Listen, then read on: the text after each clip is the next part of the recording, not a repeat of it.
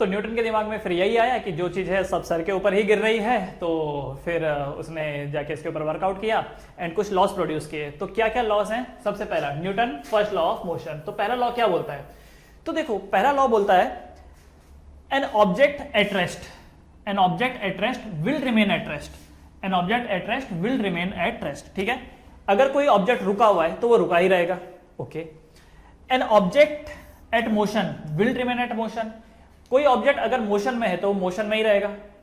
Correct. An object moving in a straight line will move in a straight line. अच्छा, ये तो हमको पता ही है ना कि रुकी हुई चीजें रुकी रहती हैं, चलती हुई चलते ही रहती हैं, और सीधी चलने वाली सीधी चलती हैं। क्यों? क्योंकि उनके अंदर क्या है? इनर्शिया ऑफ मोशन है। याद है? हाँ। तो न्यूटन क्या बोल रहा है कि अगर कोई चीज रुका है तो रुका ही रहेगा, हम जानते हैं।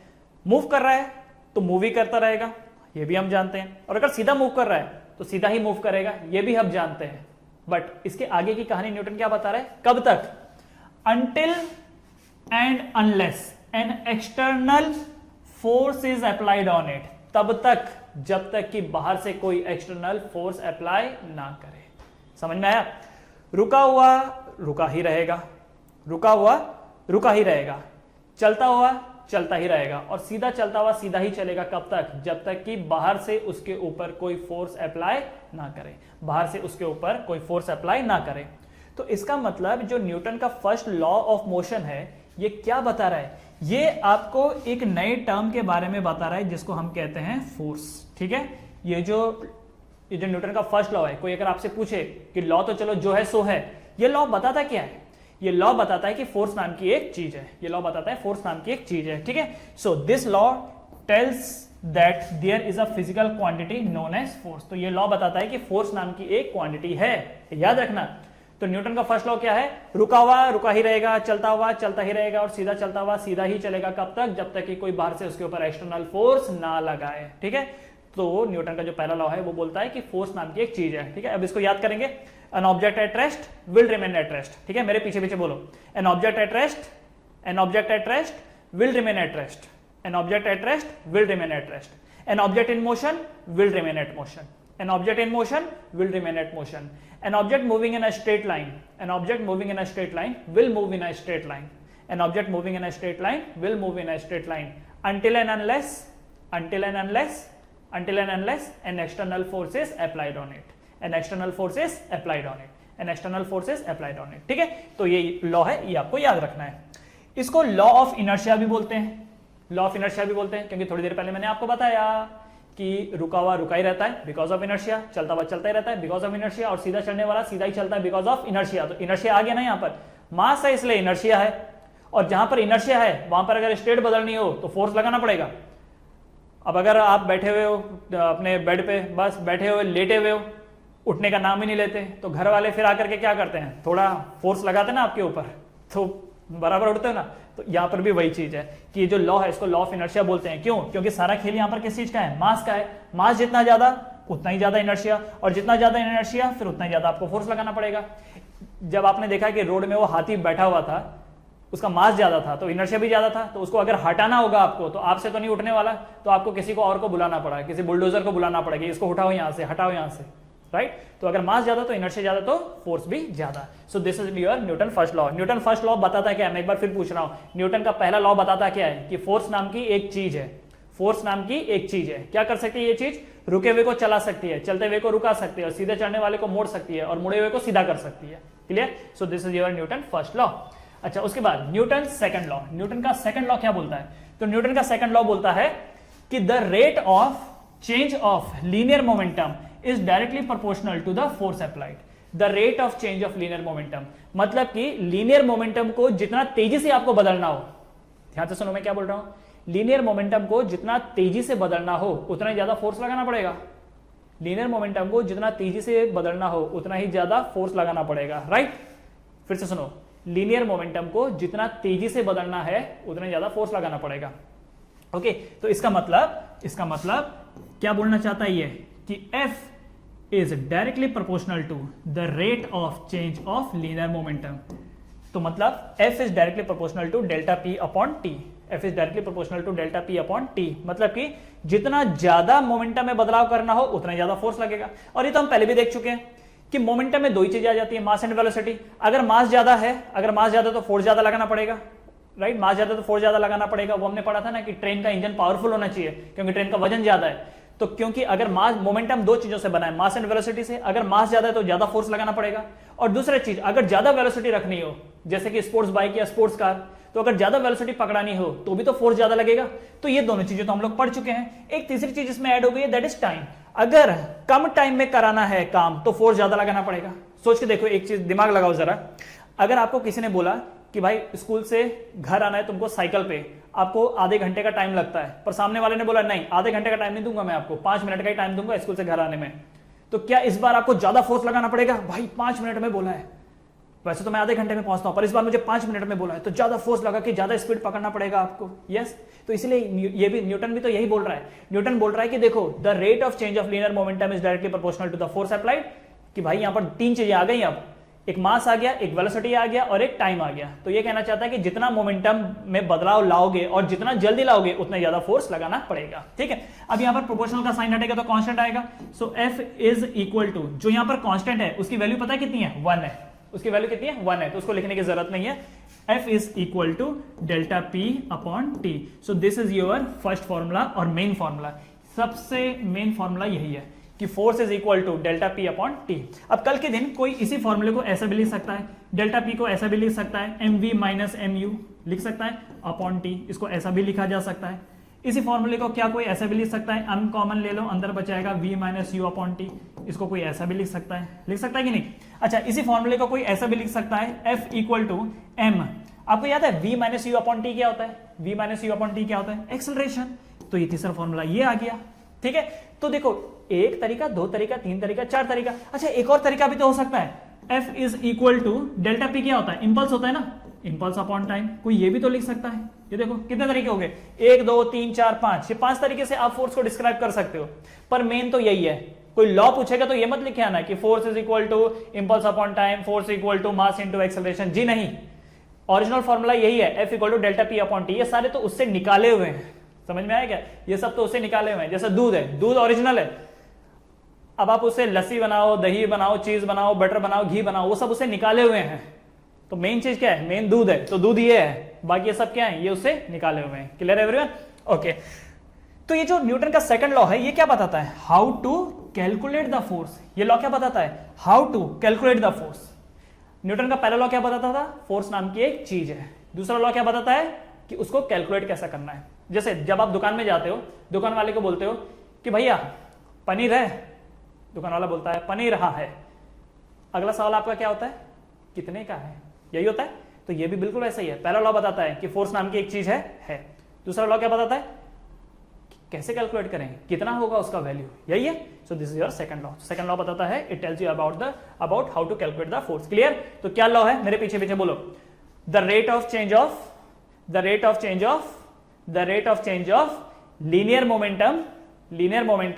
linear momentum is directly proportional to force applied। ठीक है, the rate of change of linear momentum is directly proportional to the force applied,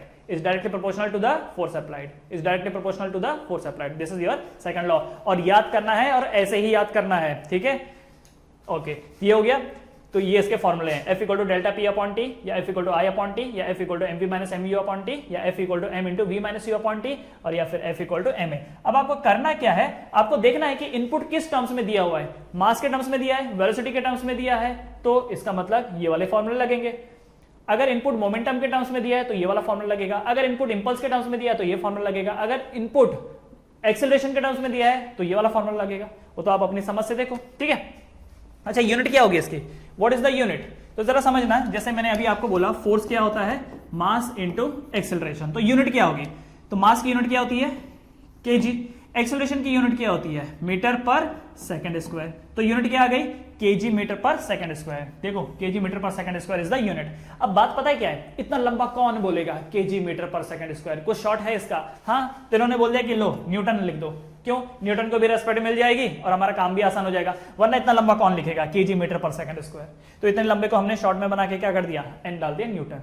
ठीक है, दूसरा हो सकता है कोई बोले कि नहीं नहीं नहीं मुझे तो ये केजी वेजी अच्छा नहीं लगता, मुझे तो ग्राम्स में अच्छा लगता है, मुझे ग्राम्स में टर्म्स में बताओ। तो मास को इस बार आप ग्राम में ले लो, मीटर पर सेकंड को सेंटीमीटर पर सेकंड स्क्वायर में लिख दो, तो दूसरी यूनिट क्या बन गई, ग्राम सेंटीमीटर पर सेकंड स्क्वायर। इसको शॉर्ट में क्या बोला जाता है, डाइन। इसको शॉर्ट में क्या बोला जाता है, डाइन। तो याद रखना ये वाली जो सिस्टम है, ये जो ऊपर वाली सिस्टम है, इसको हम एमकेएस सिस्टम बोलते हैं, ठीक है, इसको हम एमकेएस सिस्टम बोलते हैं। एमकेएस का मतलब क्या होता है, एम का मतलब होता है कि जो लंबाई है उसको आप मीटर में ले रहे हो, के का मतलब होता है वजन, किलोग्राम में आप ले रहे हो, और एस का मतलब हो गया सेकंड, ठीक है।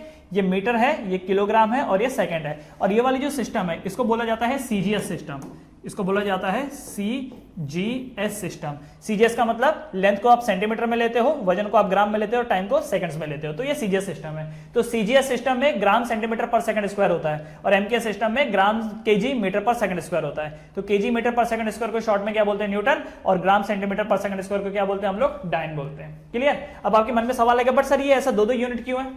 देखो होता कैसा है कि जैसे इंडिया में रुपीस चलता है, यूएसए में डॉलर चलता है, हम जो भी कैलकुलेशन करते हैं वो रुपीस के टर्म्स में करते हैं, वो डॉलर के टर्म्स में करते हैं। क्यों करते हैं भाई, वो उनका ट्रेडिशन है, हमारा अपना ट्रेडिशन है। इंडिया में जब हम पेट्रोल खरीदते हैं तो हम लीटर्स में खरीदते हैं, हो सकता है कोई और कंट्री हो जहां पे लोग बैरल्स में खरीदते हो सकता है कहीं और हो जहां पर लोग गैलन्स में खरीदते हो, तो अलग अलग यूनिट होती है। हम सबको थोड़ी ना फोर्स कर सकते हैं कि तुम हमारा यूज करो यूनिट, या फिर जो वो यूज कर रहे हैं वो हम यूज करें, ऐसा नहीं होता, ठीक है। सबका अपना अपना हिसाब होता है। तो कुछ कंट्रीज एमकेएस सिस्टम में चलती हैं, कुछ सीजीएस सिस्टम में, हम दोनों ही पढ़ रहे हैं ताकि कभी भी कुछ प्रॉब्लम हो तो हम उसको इजीली कन्वर्ट कर पाए, ठीक। अच्छा एक और चीज, एक newton is equal to 10 to the power 5 dyne. एक न्यूटन जो है वो 10 टू द पावर 5 डाइन के बराबर होता है। कई बार क्वेश्चन डाइन के टर्म्स में दिया होता है और आपको न्यूटन के टर्म्स में पूछता है, तो आपको पता होना चाहिए कि एक न्यूटन कितना होता है, 10 to the power 5 dyne. 1 newton is equals to 10 to the power 5 dyne. Clear. Okay, so this is your second law. क्या बोलते हैं second law, the rate of change of linear momentum is directly proportional to the force applied. The rate of change of linear momentum is directly proportional to the force applied. Okay, now coming to the Newton's third law of motion. तो Newton का third law क्या है, Newton का third law क्या है, तो third law बोलता है in every action there is an equal and opposite reaction. Her action में इक्वल एंड ऑपोजिट रिएक्शन जरूर होता है, हर एक्शन के पीछे इक्वल एंड ऑपोजिट रिएक्शन जरूर होता है। जैसे आप दुकान वाले के पास गए, दुकान वाले को बोला कि भैया पनीर है, उसने बोला है, तो दूसरा सवाल आपका क्या था, कितने का है, तो उसने बोल दिया भाई 250 ग्राम 100 रुपए का है, ठीक है, ये रेट बता दिया। अब मालूम है जाते जाते पनीर वाला आपको क्या बोल के जाता है कि पनीर तो लेके जा रहे हो लेकिन इसको फ्रिज में रखना और 2 दिन के अंदर खा लेना वरना खराब हो जाएगा। तो ये जो आपको बताया गया है, जो तीसरा स्टेटमेंट आपको दिया हुआ है, ये दुकान वाले की तरफ से आपको एक फ्री एडवाइस है। न्यूटन भी ये तीसरा वाला एडवाइस फ्री एडवाइस दे रहा है। क्या बोल रहा है न्यूटन कि याद रखना हर एक्शन के पीछे इक्वल एंड अपोजिट रिएक्शन भी होगा, हर एक्शन के पीछे इक्वल एंड अपोजिट रिएक्शन भी होगा।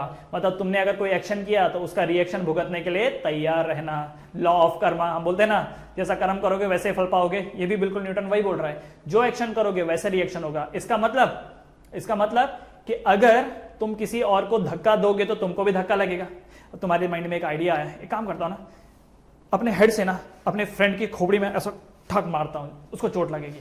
तो सोच के देखो, तुमने एक्शन किया तो तुमको भी तो लगेगी, for action there is an equal and opposite reaction. तुमने अगर उसको उसके सर पे मारा तो तुम्हारी खोपड़िया में भी तो लगेगी, राइट। ओके, अब आपके मन में सवाल आएगा, बट सर मम्मी तो इतना मेरे को थप्पड़ मारती है, तो मम्मी को तो नहीं लगती, इक्वल एंड अपोजिट रिएक्शन होना चाहिए, मुझे क्यों दर्द होता है, मम्मी को क्यों नहीं होता। अरे मम्मी को इसलिए नहीं दर्द होता है क्योंकि सरफेसेस अलग अलग है। तुम्हारा गाल था, मम्मी का हाथ है, हाथ को ज्यादा स्ट्रेंथ बर्दाश्त करने की आदत रहती है क्योंकि काम तो हाथ ही करते हैं ना, गाल को थोड़ी आदत रहती है। तो गाल जो है ज्यादा सेंसिटिव है, पर अगर आप फोर्स कैलकुलेट करोगे तो जितना फोर्स मम्मी के हाथ में आया उतना ही आपके गाल में आया, पर क्योंकि आपका गाल सेंसिटिव था तो इसका इंपैक्ट ज्यादा लगा आपको, ठीक है, जबकि एक्शन और रिएक्शन उतना ही था। क्लियर है एवरीवन। सो हर एक्शन के पीछे उतना ही रिएक्शन आपको देखने को मिलेगा। For every action there is an equal and opposite reaction, ठीक है। अच्छा, कभी आपने देखा होगा कि जैसे गन से फायर करो ऐसा, या टीवी में देखा होगा, जब भी फायर होता है बूम तो गन पीछे आती है, देखा कभी, जितना एक्शन ढाएं एक्शन हुआ क्या, बुलेट आगे गई, और रिएक्शन क्या है उसका, गन पीछे आई, तो एक्शन रिएक्शन, वो एक्शन और ये रिएक्शन, ये देखा है कभी आपने। अच्छा, दूसरा एक चीज आप देखो, जैसे आप एक मान लो नाव के ऊपर हो, नाव के ऊपर अगर एक नाव से दूसरे नाव में कूदने की कोशिश करोगे तो पता चलेगा तुम आगे गए और नाव पीछे गई, तुम आगे गए और जो वो नाव है वो पीछे गई, तो ये भी क्या है, एक्शन और रिएक्शन है। अच्छा, रॉकेट जब ऊपर को मूव करता है तो कभी देखा है क्या, नीचे जो धुआं निकलता है उसका, जो एयर ब्लास्ट होता है नीचे की तरफ, वो क्या है, वो एक्शन है, और रिएक्शन क्या है, ये ऊपर को जा रहा है। अच्छा कभी बलून लो, बलून को फुलाओ उसको, और फिर जो उसका मुंडी है उसको ऐसे छोड़ दो, तो जब वो हवा निकलेगी तो तुमको पता है ना बलून ऐसे जाएगा, तो वो क्या है, उसका रिएक्शन है। एक्शन क्या है, हवा का निकलना, और रिएक्शन क्या है, इधर उधर ऐसे जाना है। क्लियर? ओके, तो याद रखना थर्ड लॉ क्या है, for every action there is an equal and opposite reaction. तो ये लॉ आपको क्या बताता है, हर लॉ ने कुछ ना कुछ सिखाया। पहले लॉ ने बताया कि फोर्स नाम की एक चीज होती है, सेकंड लॉ ने बताया कि कैलकुलेशन कैसे करते हैं, और तीसरा लॉ क्या बताता है, तीसरा लॉ बताता है that force exist in pair. तीसरा लॉ बताता है कि फोर्स हमेशा पेयर्स में एग्जिस्ट करती हैं, force always exist in pair. ठीक है, तो जल्दी से इस लॉ को आप लोग लिख लीजिए। Now coming to next part. Now question बोल रखा है a constant force act on an object of mass 5 kg। ठीक है, अब आपको पता चल गया कि डाटा कैसे एक्सट्रैक्ट करते हैं, तो मास है यहाँ पर 5 kg। ठीक है, okay, for a duration of 2 second, इसका मतलब ये क्या है, यहाँ पर टाइम है 2 सेकेंड। ओके, उसके बाद it increase the object velocity from 3 metre per second to 7 metre per second. इसका मतलब ये u है और ये v है। आपको पूछ रखा है find the magnitude of applied force. अच्छा, मैग्नीट्यूड ऑफ अप्लाइड फोर्स, ये मैग्नीट्यूड वर्ड क्यों लिखा है, क्योंकि फोर्स एक वेक्टर क्वांटिटी है, उसमें मैग्नीट्यूड भी होगा, डायरेक्शन भी होगा। उन्होंने पूछा कि डायरेक्शन छोड़ दो, डायरेक्शन नहीं चाहिए, सिर्फ मैग्नीट्यूड बताओ कि फोर्स कितना अप्लाई होगा। बहुत ही सिंपल क्वेश्चन है, तो देखिए कैसा होगा, जो जो गिवन इनपुट है उसको लिख लो। m है इसका 5 kg, दूसरा टाइम है यहाँ पर 2 सेकेंड, तीसरा इनिशियल वेलोसिटी है 3 metre per second, and final velocity है 7 मीटर पर सेकेंड। ठीक है, आपसे क्या पूछ रखा है, अप्लाइड फोर्स। तो भाई मुझे बताओ फोर्स के कौन सा फॉर्मूला लगेगा, वही फॉर्मूला लगेगा जिसमें m है, v है, u है और t है। कौन सा फॉर्मूला है, तो जहां तक मुझे याद है mv minus U upon T, याद है ये वाला, या फिर आप mv minus mu upon T वो भी लिख सकते हो, पर दोनों का मतलब तो एक ही है। तो चलो सॉल्व करते हैं, तो ये वैल्यू कितनी हो गई, सो ये बना f is equal to m कितना है 5।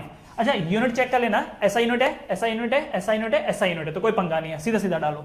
सो v कितना है 7 माइनस u कितना है 3 अपॉन t कितना है, t कितना है 2, तो कितना हुआ ये 5 इंटू 7 माइनस 3 4 अपॉन 2, तो 2 2 जा 4 कितना हो गया 5 2 जा 10। सो फोर्स कितना आ जाएगा यहाँ पर 10 Newton. What is the force, force is 10 unit. ठीक है, फोर्स इज 10 यूनिट। दूसरा यहाँ पर now if the force was applied for a duration of 5 second, आपसे पूछ रखा है इतना हो गया। अब दूसरा पार्ट, ये पहला पार्ट था, अब दूसरा पार्ट यहां पर आपसे पूछ रखा है now if the force is applied for the duration of 10 second. इस बार जो फोर्स अप्लाई किया जा रहा है, सॉरी 5 सेकेंड, इस बार जो फोर्स अप्लाई किया जा रहा है 5 सेकेंड के लिए किया जा रहा है, what would be the final velocity. तो पूछ रहा है कि अगर 5 सेकेंड के लिए अप्लाई किया होता तो फाइनल वेलोसिटी क्या होती। तो जरा समझना, जब 2 सेकेंड के लिए फोर्स अप्लाई किया तो वेलोसिटी 7 है, पर अगर 5 सेकेंड के लिए किया होता तब कितना होता। तो भाई देखो टाइम 5 हो गया, मास तो अभी भी 5 ही रहेगा, है कि नहीं। जिस ऑब्जेक्ट को तुम फोर्स दे रहे हो मास तो उसका वही रहेगा, पर इस बार टाइम कितना हो गया 5 हो गया। शुरुआत क्या होगी, शुरुआत तो उसकी 3 से ही होगी, शुरुआत तो उसकी 3 से ही होगी। और आपसे और क्या बताया, और फोर्स जो अप्लाई हो रहा है वो तो 10 ही होगा, क्योंकि ये जो फोर्स है ये कैसा फोर्स है, this is a constant force, right, this is a constant force. क्योंकि कांस्टेंट फोर्स है तो अगर इस सिचुएशन में 10 लग रहा है तो इस सिचुएशन में भी तो 10 ही लग रहा होगा, और आपसे v पूछा गया है, फाइनल वेलोसिटी पूछा गया है। तो बस फोर्स का यही फॉर्मूला यहां पर भी लगेगा, F equal to m into V minus U upon T, यहां पर यही लगा दो। सो कितना बना ये F इक्वल टू, देखो ये कितना बन जाएगा, मास की वैल्यू कितनी है 5 इंटू वी कितना है पता नहीं, माइनस यू कितना है 3 अपॉन टी कितना है, अपॉन टी इज, अच्छा मेरे को एक काम करना पड़ेगा, रुको इसको पूरा लिखना पड़ेगा यहाँ पर। हाँ, f की वैल्यू कितनी बता रखी है 10 equal to 5 into V minus 3 upon t की वैल्यू कितनी आ जाएगी यहाँ पर 5 आ जाएगी। ठीक है, 5 से ये 5 कैंसिल हो जाएगा और -3 इधर चल जाएगा तो +3, तो 10 + 3 is equal to v। So v का वैल्यू कितना आ जाएगा 13 मीटर पर सेकेंड। ठीक है, कितनी वैल्यू हो गई है, ये वैल्यू हो गई 13 मीटर पर सेकेंड। तो अगर 2 सेकंड के लिए फोर्स अप्लाई किया तो वेलोसिटी 3 का 7 हो गई, और अगर 5 सेकंड के लिए अप्लाई किया होता तो 3 का ये 13 हो जाता है। ठीक है, 3 का 13 हो जाता है। क्लियर, ऑलराइट, जल्दी से इसको कॉपी कर लीजिए, बढ़ते हैं आगे। नेक्स्ट, जल्दी से नेक्स्ट बढ़ते हैं। Okay, next question, which would require a greater force. इनमें से किसको ज्यादा फोर्स लगेगा। ये पहला सिचुएशन है, accelerating a 2 kg object, 2 kg mass at 5 metre per second square और 4 kg mass at 2 metre per second square. अब यहां पर दो सिचुएशन है, पहला है केस 1 एंड दूसरा यहां पर केस 2। केस 2। तो केस 1 का जो मास है, केस 1 का जो मास है वो कितना बता रखा है 2 kg, और केस 1 का एक्सेलरेशन कितना बता रखा है 5 मीटर पर सेकंड स्क्वायर। अच्छा, केस 2 में जो मास है वो कितना बता रखा है 4 kg, एंड केस 2 में जो एक्सेलरेशन बता रखा है वो बता रखा है 2 मीटर पर सेकंड स्क्वायर। ठीक है, तो पूछ रखा है किसमें ज्यादा फोर्स लग रहा है, तो यहां का फोर्स क्या होगा, मास इंटू एक्सेलरेशन। यहां पर भी फोर्स वही रहेगा, मास इंटू एक्सेलरेशन। ठीक है, तो यहां का मास कितना है, यहां का मास है 2 kg, यहां का मास है 2 kg। ठीक है, और यहां का एक्सेलरेशन क्या है 5 मीटर पर सेकंड स्क्वायर। तो सॉल्व करने के बाद कितना आ जाएगा 5 2 10 kg metre per second square, that means 10 Newton. तो यहां पर फोर्स कितना लग रहा है 10 न्यूटन। यहां पे फोर्स कितना लगेगा, तो यहां का है 4 kg multiplied by 2 metre per second square. तो ये सॉल्व करने के बाद कितना हो जाएगा 4 2 8 kg metre per second square, और इसी को हम लोग न्यूटन भी लिख सकते हैं। तो यहाँ का फोर्स कितना लग रहा है 8 न्यूटन, और यहाँ का फोर्स कितना लग रहा है 10 न्यूटन। तो हम क्या बोल सकते हैं कि ये जो पहला वाला केस है, ये जो पहला वाला केस है, इसको F1 का नाम दे दो और इसको F2 का नाम दे दो। तो ये F1 है और ये F2 है, तो हम क्या बोलेंगे F1 is greater than F2। तो पहले वाली सिचुएशन में जहां पर वजन 2 है पर एक्सेलरेशन 5 है, तो यहाँ पर फोर्स ज्यादा देना पड़ेगा। ठीक है, इसको ज्यादा फोर्स की जरूरत पड़ेगी। इसको जल्दी से कॉपी कर लीजिए। चलिए बढ़ते हैं आगे, नेक्स्ट क्वेश्चन। अगला question, a motor car is moving with a velocity of 108 kilometre per hour. ठीक है जी, and it take 4 second to stop. Oh, इसका मतलब ये इनिशियल वेलोसिटी है, 4 सेकंड इज टाइम, एंड स्टॉप का मतलब v 0 है। ठीक है, और ये कितना है 108। अच्छा, आपको पता होगा ना किलोमीटर पर आवर को मीटर पर सेकंड में चेंज करने के लिए क्या करना पड़ता है 5/18 से मल्टीप्लाई करना पड़ता है। ठीक है, तो ये वाली वैल्यू कितनी हो जाती है, सब कटिंग करके देखेंगे तो कितना हो जाएगा 5/18 कुछ करता है ये। चलो इसको देखते हैं बाद में। After the break are applied, calculate the force exerted by the break. मतलब आपको F पूछा है on the motor car if the mass along with the passenger is 1000 kg। मतलब यहां पर क्या है, ये मास है। ठीक है, तो क्या क्या दिया है भाई आपको यहां पर इस सिचुएशन में u दिया है, u इज 108 इंटू 5/18। ठीक है, टाइम दिया है कितना 4 सेकेंड, v दिया हुआ है 0, उसके बाद और क्या दिया है m दिया है 1000 kg, और साथ में आपको क्या पूछा गया है f पूछा गया है। ठीक है, आपको f पूछा है, तो बताओ कौन सा फॉर्मूला लगेगा, कौन सा फॉर्मूला लगेगा। अच्छा, ये 18 6 कितना होता है 108। ओके, इसका मतलब ये 6 हो जाएगा, दैट मीन्स ये कितना आ जाएगा 30। तो इनिशियल वेलोसिटी इज 30। तो F equal to m into V minus U upon T, यही लगेगा क्योंकि इनपुट तो इसी के फॉर्म में है। ठीक है, देखो बच्चों, मेरे सॉल्व करने से पहले आपको वीडियो पॉज करना है, खुद से सॉल्व करना है, उसके बाद ही आपको इसके सॉल्यूशन देखने हैं। तो ये कितना बन जाएगा F इक्वल टू मास कितना 1000 इंटू वी की वैल्यू कितनी 0 माइनस यू की वैल्यू कितनी 30 अपॉन टी की वैल्यू कितनी 4। तो सॉल्व करने के बाद ये कितना आया 1000 इंटू, अच्छा एक काम क्यों नहीं करते हम लोग, ये माइनस आगे ले लेते हैं। ठीक है, ये जो माइनस है इसको आगे ले लेते हैं, -1000 इंटू 30 अपॉन 4। तो ये कितना बन जाएगा, तो ये बन जाएगा 4 से ये कैंसिल हो जाएगा 250, ये 250 हो जाएगा। तो सॉल्व करने के बाद ये कितना आ जाएगा 7500 न्यूटन माइनस में। तो फोर्स की वैल्यू यहां पर कितनी आ जाएगी -7500 न्यूटन। माइनस में क्यों, क्योंकि ब्रेक है। ब्रेक क्या करता है, उल्टे डायरेक्शन में फोर्स लगाता है। गाड़ी अगर इधर जा रही है तो ब्रेक क्या करता है, उल्टे डायरेक्शन में फोर्स लगाता है और गाड़ी को रोक देता है। ठीक है, इसलिए आंसर कितना आएगा माइनस। याद रखना, जहां पर भी इनिशियल वेलोसिटी ज्यादा है और फाइनल वेलोसिटी कम है, वहां पर फोर्स हमेशा नेगेटिव आएगा। जहां पर इनिशियल वेलोसिटी ज्यादा है एंड फाइनल वेलोसिटी कम है, तो वहां पर फोर्स हमेशा नेगेटिव आएगा। ठीक है, तो जल्दी से इसको लिख लो अगर आप नहीं कर पाए हो तो, और अगर कर पाए तो वेल डन। तो पहले जो भी क्वेश्चंस आ रहे हैं पहले खुद से सॉल्व करना है और फिर मेरे सॉल्यूशंस को आपको देखना है। ठीक है, नाउ नेक्स्ट क्वेश्चन, अब फोर्स ऑफ 5 न्यूटन, मतलब ये क्या है फोर्स है, गिव्स अ मास m1।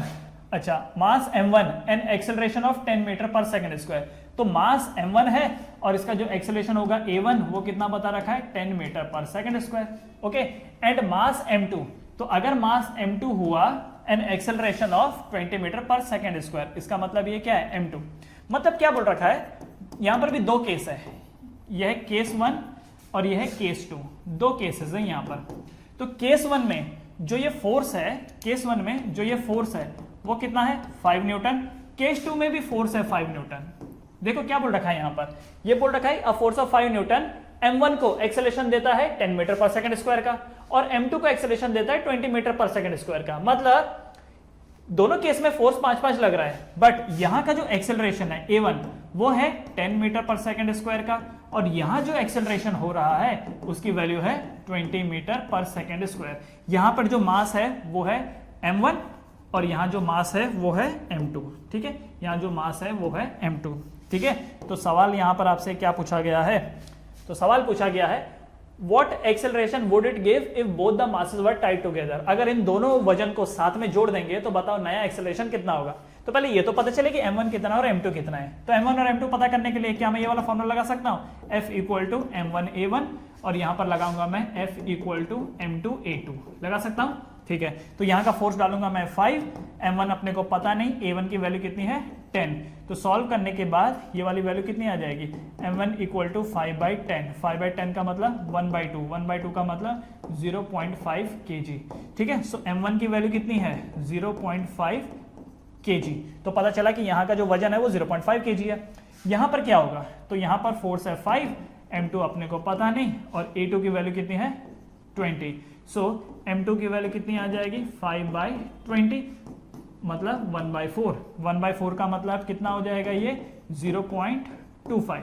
तो ये जो वजन है ये वजन कितना है 0.25, तो दोनों का वजन निकल गया। अब जो तीसरा केस बता रहा है इफ टाइड टुगेदर, अगर इन दोनों को आपस में जोड़ दिया जाए तब क्या होगा। तो जोड़ दिए जाने पर क्या होगा, जोड़ दिए जाने पर टोटल मास कितना हो जाएगा m1 प्लस m2। तो जो नया फोर्स होगा, मतलब क्या बोल रखा है, हाँ फोर्स तो वही है, नया एक्सेलरेशन पूछ रखा है, what acceleration. So force equal to total mass कितना है m1 प्लस m2 इंटू नया एक्सेलरेशन लेट से a है।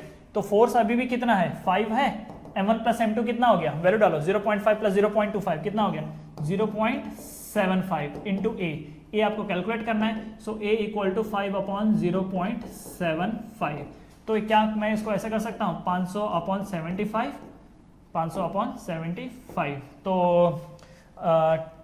25 से कैंसिल करते हैं, 25 2 ज़ा 50, 0, 25 3 ज़ा 75, तो 20/3। तो मतलब कितना हो जाएगा 6.66 मीटर पर सेकंड स्क्वायर। ठीक है, इसका मतलब जो नया एक्सेलरेशन होगा वो 6.66 मीटर पर सेकंड स्क्वायर होगा। ठीक है, 6.66 मीटर पर सेकंड स्क्वायर होगा। क्लियर, क्या है इस क्वेश्चन में, केस 1 दिया है, केस 2 दिया है। केस 1 में भी 5 न्यूटन, केस 2 में भी 5 न्यूटन। केस 1 में एक्सेलरेशन था 10 मीटर पर सेकंड स्क्वायर क्योंकि उसका मास m1 था।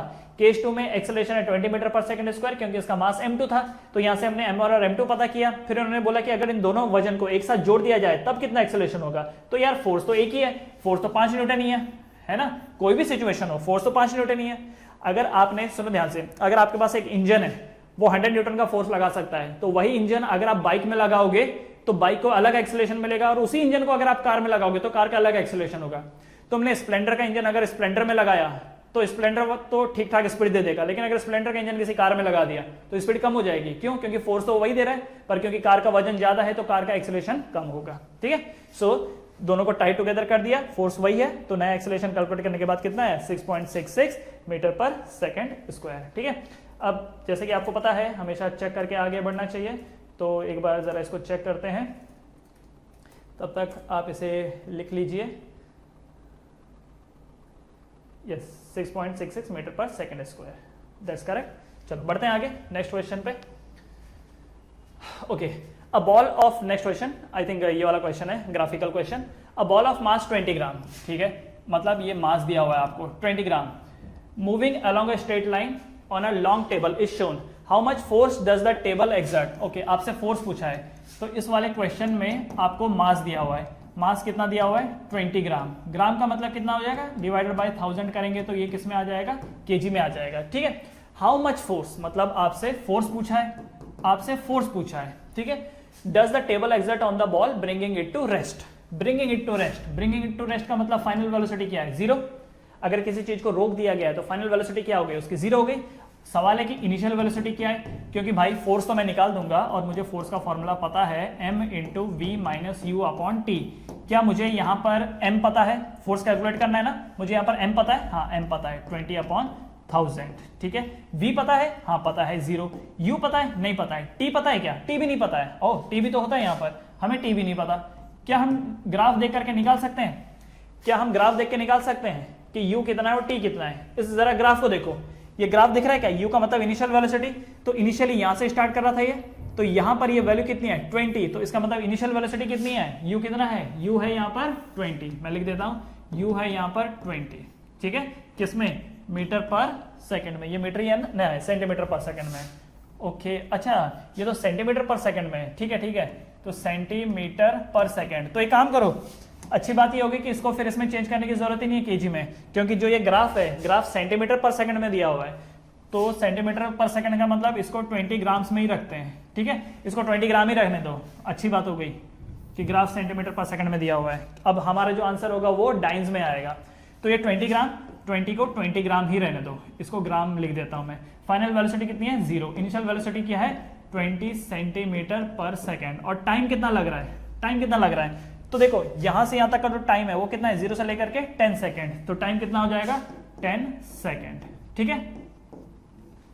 सॉल्व करो, f equal to 20 into -20 upon 10, ये हो गया ग्राम, ये हो गया सेंटीमीटर, और सेकंड और ये सेकंड जुड़ करके क्या हो जाएगा, सेकंड स्क्वायर, ठीक है। तो ये कितना बना, f इक्वल टू 0 से ये 0 कैंसिल, 2 2 जा 4 -40 ग्राम सेंटीमीटर पर सेकंड का स्क्वायर। और आपको पता होगा ये जो होता है ग्राम सेंटीमीटर पर सेकंड स्क्वायर, इसी को डाइन बोलते हैं, तो -40 डाइन। तो यहां पर जो फोर्स लग रहा है वो कितना लग रहा है, -40 डाइन।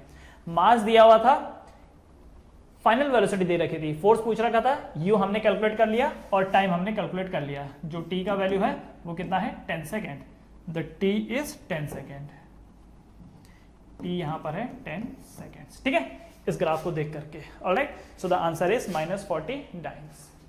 Clear everyone. अच्छा कोई बोले न्यूटन में कितना होगा, न्यूटन में तो आपने एक रिलेशन पढ़ा था ना कि 1 newton is equal to 10 to the power 5 dyne. तो इसका मतलब 1 डाइन कितना होगा, 1 डाइन, तो 10 टू द पावर 5 को इस तरफ ले लो, तो 10 टू द पावर -5 न्यूटन, ठीक है। तो डाइन हटाओ, डाइन की जगह पर क्या लिखोगे, 10 टू द पावर -5, तो यही चीज बन जाएगी, f equal to -40 into 10 to the power -5 newton, ठीक है। तो न्यूटन में ये आंसर है, न्यूटन में ये आंसर है। याद रखना, न्यूटन को डाइन में चेंज करोगे तो 10 टू द पावर 5 है, न्यूटन को डाइन में चेंज करोगे तो 10 टू द पावर 5 से मल्टीप्लाई करना पड़ेगा, पर अगर डाइन को न्यूटन में चेंज करोगे तो 10 टू द पावर -5 से आपको मल्टीप्लाई करना पड़ेगा, ठीक है। ऑलराइट, तो ये वाला जो क्वेश्चन है इसको अच्छे से आप लोग कॉपी कर लीजिए, वीडियो पॉज करके बढ़ते हैं आगे नेक्स्ट टॉपिक की तरफ। Okay, so next is conservation of linear momentum, conservation of linear momentum. तो कंजर्वेशन ऑफ लीनियर मोमेंटम क्या बोलता है, ये जो वर्ड है ना कंजर्वेशन, कंजर्वेशन का मतलब क्या होता है, कंजर्व करो, उसे बचाओ, उसे वैसे ही रहने दो जैसे वो है। तो कंजर्वेशन का मतलब क्या होता है कि बदलना नहीं है, वही रखना है, ठीक है।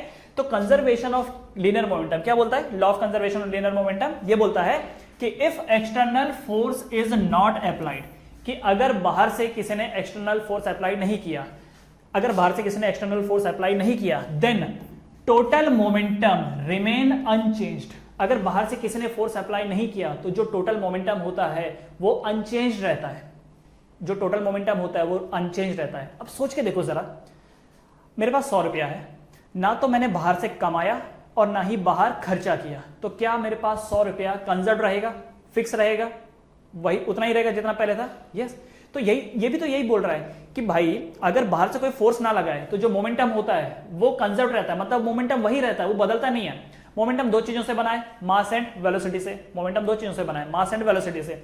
अगर किसी ने बाहर से धकेला ही नहीं तो वेलोसिटी नहीं बढ़ी, या अगर बाहर से किसी ने रोका नहीं, ऑपोजिट फोर्स अप्लाई नहीं किया तो वेलोसिटी कम नहीं हुई। मास तो वही रहता है, बदलता क्या है, वेलोसिटी ना।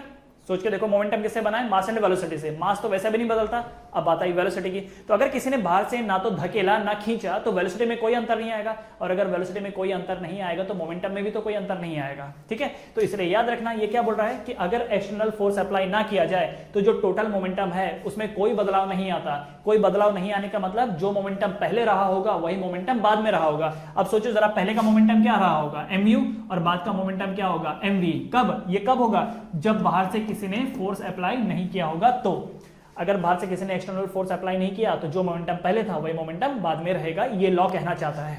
अब एक देखें जरा, इसका प्रूफ देखें। हमने लॉ क्या पढ़ा, हमने लॉ पढ़ा था सेकंड लॉ कि force is what, change in momentum upon time, यही पढ़ा था, यही लॉ था हमारा न्यूटन का सेकंड लॉ कि what is force, force is the rate of change of momentum, यही था। अब ये लॉ क्या बोलता है कि if external force is not applied, अगर एक्सटर्नल फोर्स अप्लाई नहीं किया गया है, दैट मींस अगर F इक्वल टू 0 है, अगर बाहर से किसी ने फोर्स अप्लाई नहीं किया तो इस F को 0 कर दो, तो 0 equal to mv minus mu upon t लिख सकता हूं। ओके, क्या ये t इधर 0 के साथ मल्टीप्लाई हो जाएगा, तो anything multiply by 0 is 0, so 0 equal to mv minus mu, यही लिख सकता हूं। अगर मैं माइनस mu को इधर ले लूं तो क्या हो जाएगा, plus mu equal to mv। देख रहे हो, mu क्या था, initial momentum, this is initial momentum, और mv क्या है, फाइनल मोमेंटम, mv क्या है, फाइनल मोमेंटम। ठीक है, तो अगर बाहर से किसी ने फोर्स ही अप्लाई नहीं किया तो जो मोमेंटम पहले था वही मोमेंटम बाद में होगा, राइट। अगर बाहर से किसी ने फोर्स अप्लाई नहीं किया तो जो मोमेंटम पहले होगा वही मोमेंटम बाद में होगा। अगर बाहर से मेरी कमाई नहीं हुई, मैंने बाहर खर्चा नहीं किया, तो जो कमाई मेरे पास, जो अमाउंट मेरे पास पहले था बाद में भी तो वही रहेगा। ये भी लॉ वही बोल रहा है कि अगर बाहर से किसी ने फोर्स अप्लाई नहीं किया तो जो मोमेंटम पहले था वही मोमेंटम बाद में रहेगा। So this is called as conservation of linear momentum. अब बात जब लीनियर मोमेंटम की होती है तो हमेशा ध्यान रखना कि डायरेक्शन मैटर करता है। तो डायरेक्शन के लिए रूल याद है ना कि अगर कोई चीज इस तरफ जा रही है तो पॉजिटिव वैल्यू लोगे, और अगर इस तरफ जा रही है तो नेगेटिव वैल्यू। बस मास के लिए नहीं लेते, मास एक स्केलर क्वांटिटी है, मास इधर जाओ कोई फर्क नहीं पड़ता, लेकिन velocity is a vector quantity, इसलिए जो मोमेंटम वेक्टर क्वांटिटी बनती है। ठीक है, तो याद रखना वेलोसिटी के लिए डायरेक्शन देखना पड़ेगा तो ऑटोमेटिकली मोमेंटम के लिए भी डायरेक्शन देखना पड़ेगा। ठीक है, मोमेंटम का डायरेक्शन वही आएगा जो वेलोसिटी का डायरेक्शन होगा। Clear, so this is the conservation of linear momentum की अगर बाहर से कोई फोर्स ना लगाए तो जो नेट मोमेंटम होता है वो कांस्टेंट होता है, इट रिमेन अनचेंज्ड। अनचेंज्ड का मतलब कांस्टेंट इन द सिस्टम। ठीक, चलो अब इसके ऊपर कुछ न्यूमेरिकल्स कर लेते हैं। तो यहां पर एक क्वेश्चन दे रखा है, a bullet of mass 20 gram, ठीक है, is horizontally fired with a velocity of 150 metre per second. तो मास आपको दिया हुआ है 20 ग्राम, वेलोसिटी दिया है 150 metre per second from a pistol of mass 2 kg। What is the required velocity of the pistol. Okay, अब देखो यहां पर हुआ क्या, ये आपकी गन है, दिस इज योर गन। तो गन से आपने फायर किया एक बुलेट को। पहले क्या था, इसके अंदर बुलेट थी, ठीक है, this is the bullet, this is your bullet, ठीक है, हाँ ये बुलेट है, बुलेट इसी के अंदर है। अब क्या हुआ, फायरिंग हुआ, बूम, ये देखो ये फायरिंग हुआ। फायरिंग होने के बाद क्या होगा, गन तो पीछे छूट जाएगी एंड जो ये गोली है गोली आगे निकल जाएगी। यस और नो, गोली जो है वो आगे निकल जाएगी। ठीक है, अब सीन क्या है, सीन क्या है कि ये बिफोर घटना या बिफोर कॉलिजन और ये आफ्टर कॉलिजन, आप ऐसा पकड़ सकते हो। तो पहले क्या था, पहले जो टोटल मास रहा होगा वो m1 प्लस m2। m1 देखो यहां पे ध्यान से, m1 जो है वो है mass of gun and m2 है मास ऑफ बुलेट। ठीक है, मास ऑफ बुलेट। सिमिलरली ये जो u1 होगा, u1 initial velocity of bullet and दूसरा u2 initial velocity of gun. ठीक है, v1 final, this is final velocity of एक सेकेंड, ये जो है हम u1 का जो नाम दे रहे थे वो गन के लिए दे रहे थे। ठीक है, इसको गन ऊपर करना पड़ेगा, this is gun and this is bullet. पहला वाला गन है, दूसरा बुलेट है, एंड ये जो v1 है final velocity of gun and दूसरा है v2 final velocity of bullet. ठीक है, फाइनल वेलोसिटी ऑफ बुलेट। तो यहां पर देखना जो टोटल मोमेंटम होगा वो m1 प्लस m2 होगा, क्योंकि बुलेट गन के अंदर ही है, सो m1 प्लस m2। और जो यहां पर इनिशियल वेलोसिटी होगा, ध्यान रखना यहां पर अलग अलग वेलोसिटी नहीं होगा, क्योंकि दोनों एक ही के अंदर है, तो जो भी वेलोसिटी होगा वो तो टोटल जीरो ही होगा, ठीक है।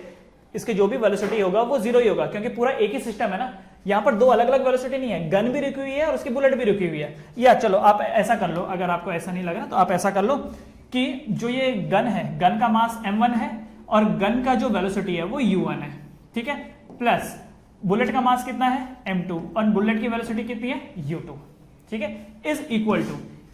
अब यहां पर जो ये गन है, गन के साथ क्या हुआ, गन का मास तो अभी भी m1 है और जो इसकी जो और गन की वेलोसिटी कितनी है v1 फाइनल वेलोसिटी, बुलेट का मास कितना है m2, बुलेट की वेलोसिटी कितनी है v2, ठीक है। अब इसमें वैल्यू रखते हैं, क्या शुरुआत में ये जो गन है, गन का मास कितना बता रखा है, गन का मास बता रखा है 2 किलो, ठीक है, गन का मास कितना बता रखा है 2 किलो, ठीक है, दिस इज 2, गन रुकी हुई है इसलिए 0, प्लस बुलेट का मास कितना है 20 ग्राम, तो 20/1000, क्या बुलेट भी रुकी हुई थी, क्योंकि फायर नहीं हुआ ना, फायर नहीं हुआ तो गन भी रुकी है, बुलेट भी रुकी हुई है, इक्वल टू।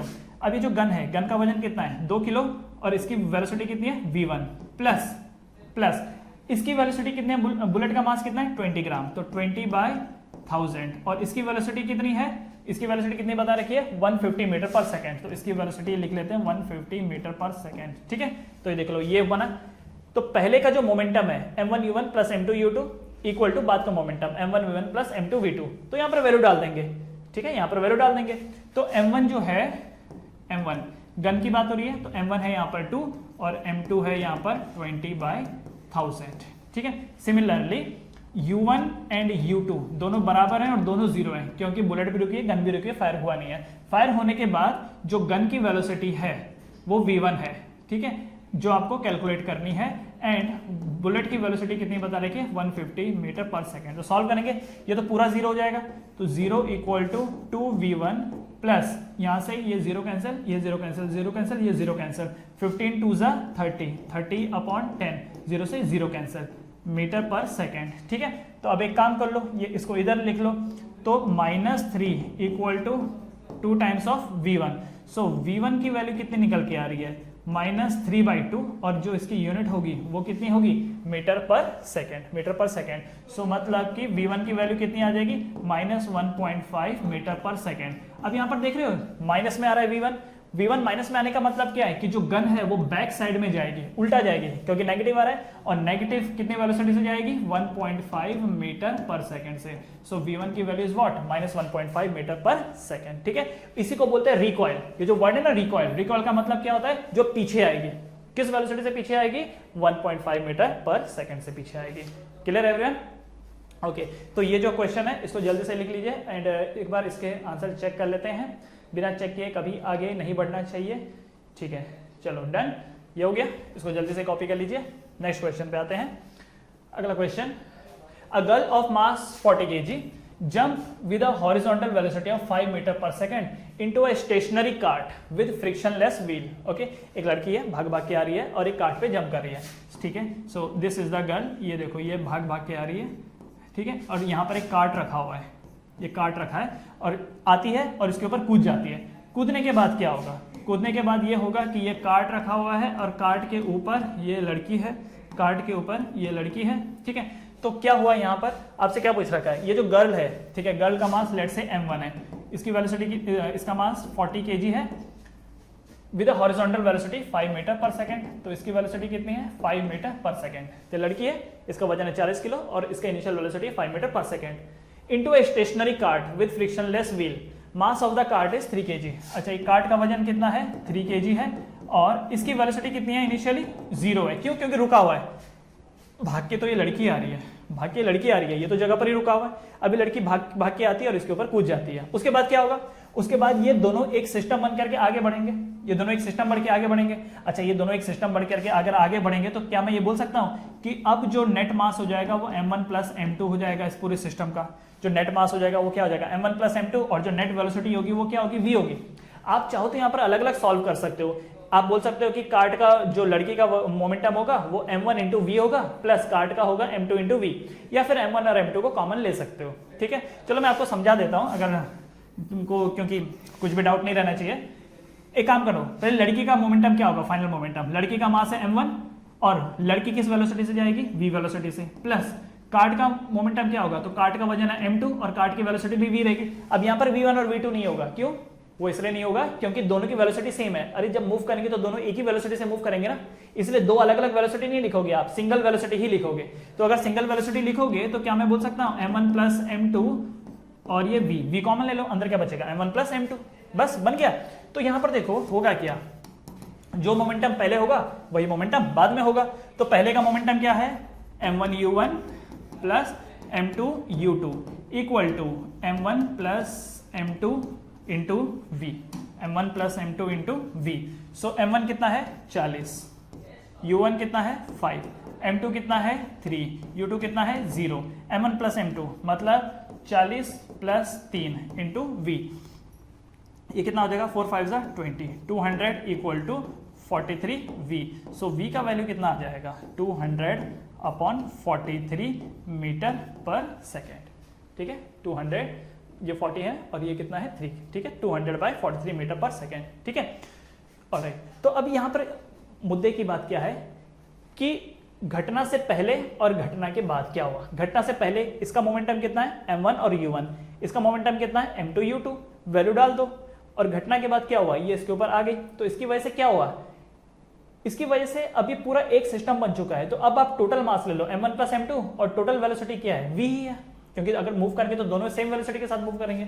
मान लो तुम एक ट्रेन में बैठे हो, ट्रेन की स्पीड अगर 60 मीटर पर सेकंड है तो तुम ट्रेन के अंदर हो तो तुम्हारी भी तो 60 मीटर पर सेकंड की स्पीड होगी, ठीक है। तो वही चीज हमने कॉमन लेकर के यहाँ पर कर दिया। So your answer is 20/43 metre per second. अब सवाल है कि सर इसको कटिंग करके और छोटा कर सकते हैं, बिल्कुल कर सकते हो अगर आपके पास समय है तो, ठीक है। तो जल्दी से इसको लिख लो इसको।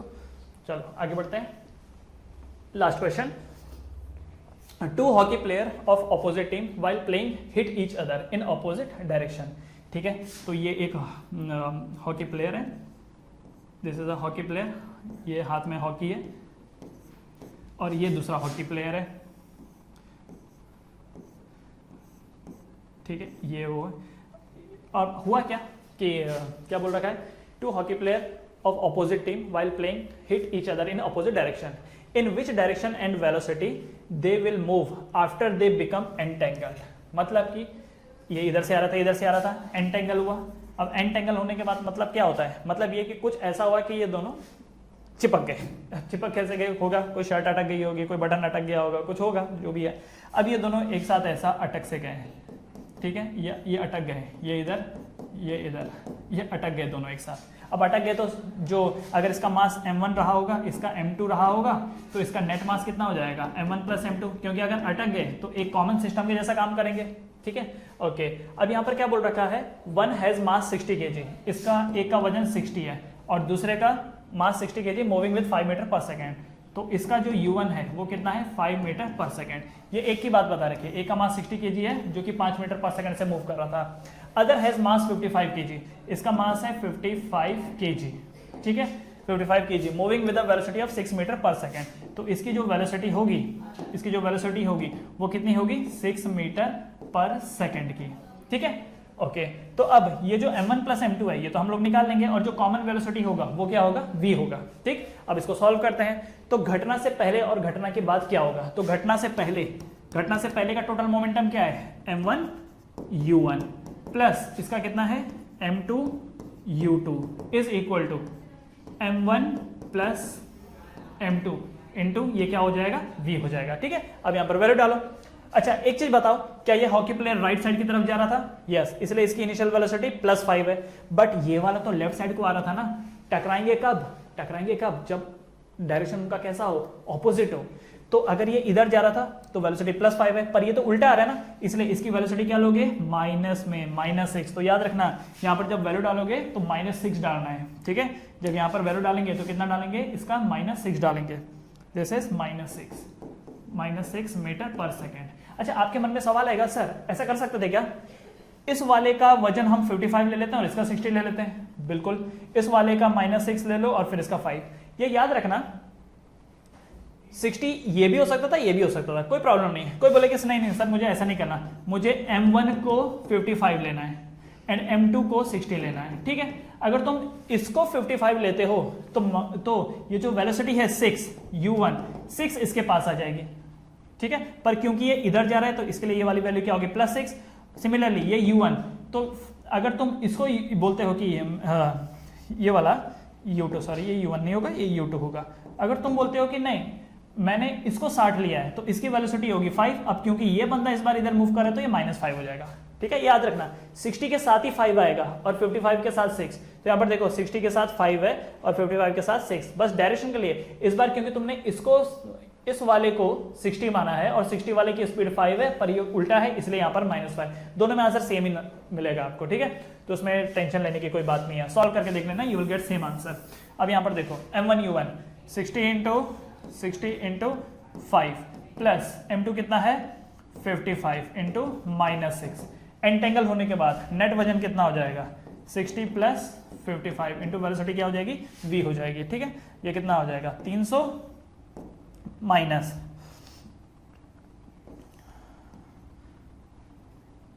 330, ओके, इक्वल टू ये कितना बन गया 6 और 5 11 115 v। तो -30 इज 115 v। सो v की वैल्यू कितनी हो जाएगी -30/115, ठीक। तो ये कितना हो जाएगा 5 से -6, हाँ -6/23 मीटर पर सेकेंड।